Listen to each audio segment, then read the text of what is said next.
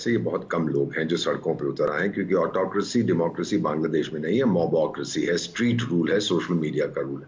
बहुत कम लोग हैं, लेकिन हम सुनते सिर्फ उन लोगों के बारे में हैं जो सड़कों पर उतर आए। सेकंड चीज सर, पाकिस्तान जितना मर्जी दे दे, हथियार दे दे, गोला बारूद दे, किसके अगेंस्ट यूज करेंगे? भारत के? सर मैं कुछ ज्यादा नहीं कहना चाहता, विशेषज्ञ मुझसे कहीं ज्यादा जानते हैं। 12 घंटे के अंदर हम उनको खत्म कर सकते हैं अगर हम चाहें, और हमारे बेस्ट डिप्लोमेटिक एसेट्स जो हैं, एडमिनिस्ट्रेटिव एसेट्स जो हैं, मिलिट्री एसेट्स जो हैं, उस बॉर्डर पे हैं। सर मेरी बात मानिएगा, मैं जो कह रहा हूं मैं इररिस्पॉन्सिबली नहीं कह रहा, हमें समय नहीं लगेगा। अब एक चीज आपको बता दी, आपको याद है सर जब तालिबान 2 आया था इन अफगानिस्तान, तो एक होते थे आईएसआई के पाकिस्तान की चीफ, वहां पहुंच गए थे कि मैं सरकार बना। बांग्लादेश की यूनुस सरकार इस वक्त कट्टरपंथियों के आगे पूरी तरह झुक चुकी है। बांग्लादेश के कट्टरपंथी हिंदुओं पर जुल्म कर रहे हैं, लेकिन यूनुस सरकार संवेदना के 2 शब्द तक नहीं बोल रही है। बांग्लादेश में हिंदुओं के साथ जो हो रहा है, उसको लेकर भारत के हिंदू भड़के हुए हैं। अब भारत के हिंदू यूनुस को सत्ता से हटाने के लिए बांग्लादेश के टोटल बॉयकॉट की तैयारी कर रहे हैं। बांग्लादेश के कट्टरपंथी चाहते हैं कि हिंदू मारे भी जाएं और उफ तक न करें। कट्टरपंथियों की इस जिहादी बर्बरता के खिलाफ देश के सनातन समाज ने आंदोलन छेड़ दिया है। पूरे भारत में बांग्लादेशी विरोधी प्रदर्शन हो रहे हैं। बांग्लादेश के कट्टरपंथी अगर ये सोच रहे हैं कि बांग्लादेशी हिंदुओं को किसी का समर्थन नहीं मिलेगा, तो वो गलत हैं। ये गुस्सा, ये नाराजगी, ये विरोध प्रदर्शन केवल एक ट्रेलर है। बांग्लादेश में हिंदुओं के साथ जो हो रहे जुल्म हैं, देखकर भारतीय हिंदू इतने गुस्से में हैं कि अब वो कट्टरपंथियों की कठपुतली बन चुके यूनुस से सत्ता से छोड़ने की मांग कर रहे हैं।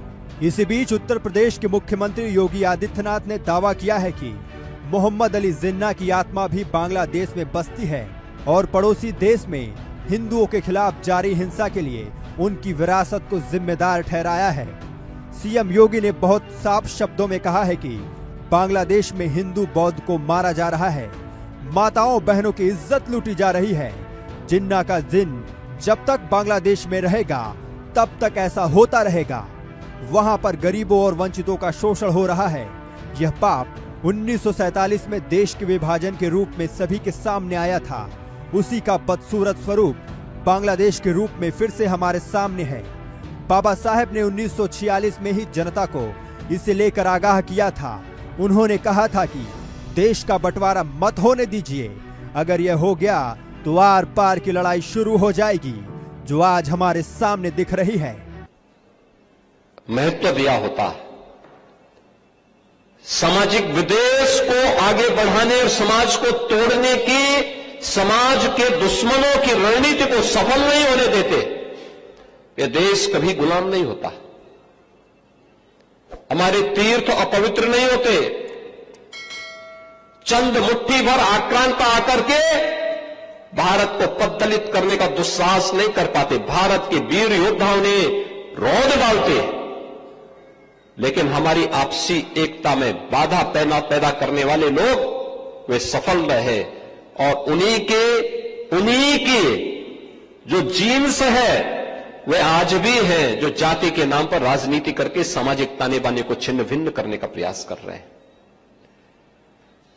दुश्मन बगल के देश में किस प्रकार का कृत्य कर रहे हैं, याद रखना। किसी को अगर गलतफहमी हो, 500 वर्ष पहले बाबर के एक सिपह सालार ने जो कुंभ अयोध्या में किया था, जो काम संभल में किया था, और जो काम आज बांग्लादेश के अंदर हो रहा है, तीनों की प्रकृति, तीनों का डीएनए एक जैसा है। गलतफहमी में मत रहना।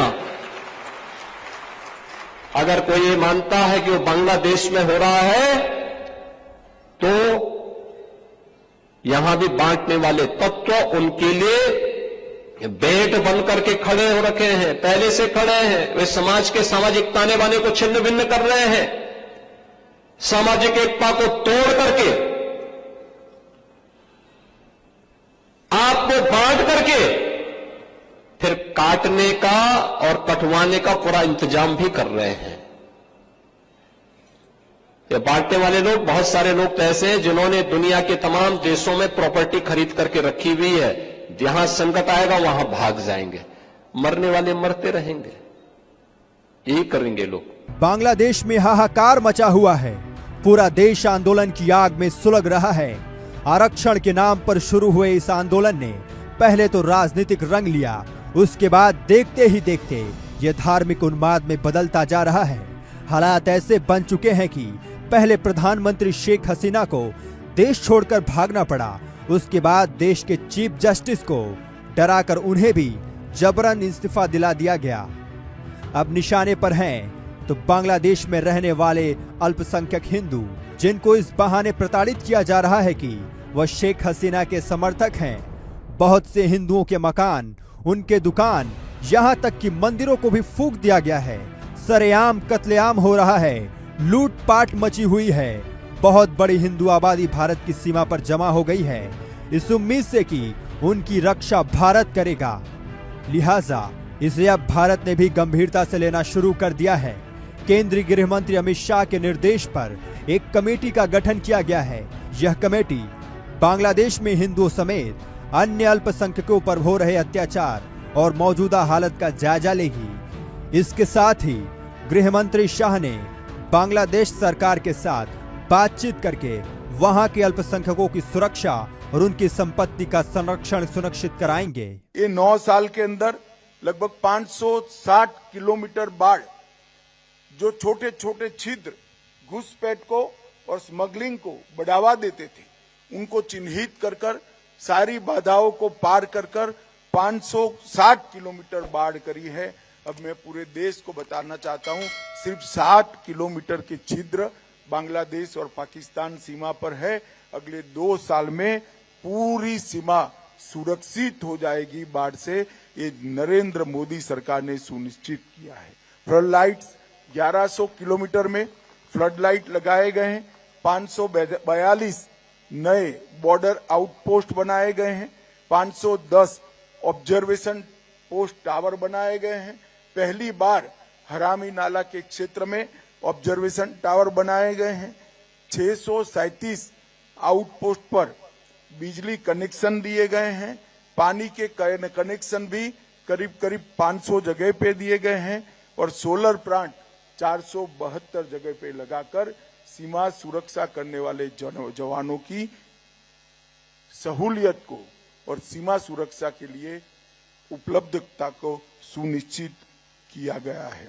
केंद्र सरकार की people inclusive border management policy ने सीमा प्रहरियों के काम को बहुत कम किया है। बांग्लादेश की यूनुस सरकार इस वक्त कट्टरपंथियों के आगे पूरी तरह झुक चुकी है।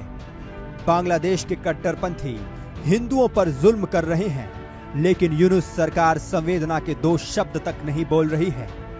बांग्लादेश में हिंदुओं के साथ जो हो रहा है, उसको लेकर भारत के हिंदू भड़के हुए हैं। अब भारत के हिंदू यूनुस को सत्ता से हटाने के लिए बांग्लादेश के टोटल बॉयकॉट की तैयारी कर रहे हैं। बांग्लादेश के कट्टरपंथी चाहते हैं कि हिंदू मारे भी जाएं और उफ तक न करें।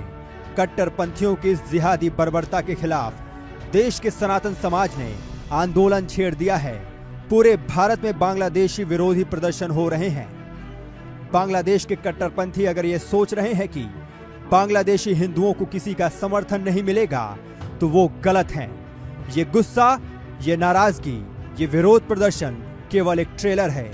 बांग्लादेश में हिंदुओं के साथ जो हो रहे जुल्म हैं, देखकर भारतीय हिंदू इतने गुस्से में हैं कि अब वो कट्टरपंथियों की कठपुतली बन चुके यूनुस से सत्ता से छोड़ने की मांग कर रहे हैं। इसी बीच उत्तर प्रदेश के मुख्यमंत्री योगी आदित्यनाथ ने दावा किया है कि मोहम्मद अली जिन्ना की आत्मा भी बांग्लादेश में बसती है और पड़ोसी देश में हिंदुओं के खिलाफ जारी हिंसा के लिए उनकी विरासत को जिम्मेदार ठहराया है। सीएम योगी ने बहुत साफ शब्दों में कहा है कि बांग्लादेश में हिंदू बौद्ध को मारा जा रहा है, माताओं बहनों की इज्जत लूटी जा रही है। जिन्ना का जिन जब तक बांग्लादेश में रहेगा तब तक ऐसा होता रहेगा। वहां पर गरीबों और वंचितों का शोषण हो रहा है। यह पाप 1947 में देश के विभाजन के रूप में सभी के सामने आया था। उसी का बदसूरत स्वरूप बांग्लादेश के रूप में फिर से हमारे सामने है। बाबा साहेब ने 1946 में ही जनता को इसे लेकर आगाह किया था। उन्होंने कहा था कि देश का बंटवारा मत होने दीजिए। अगर यह हो गया तो आर पार की लड़ाई शुरू हो जाएगी, जो आज हमारे सामने दिख रही है। महत्व दिया होता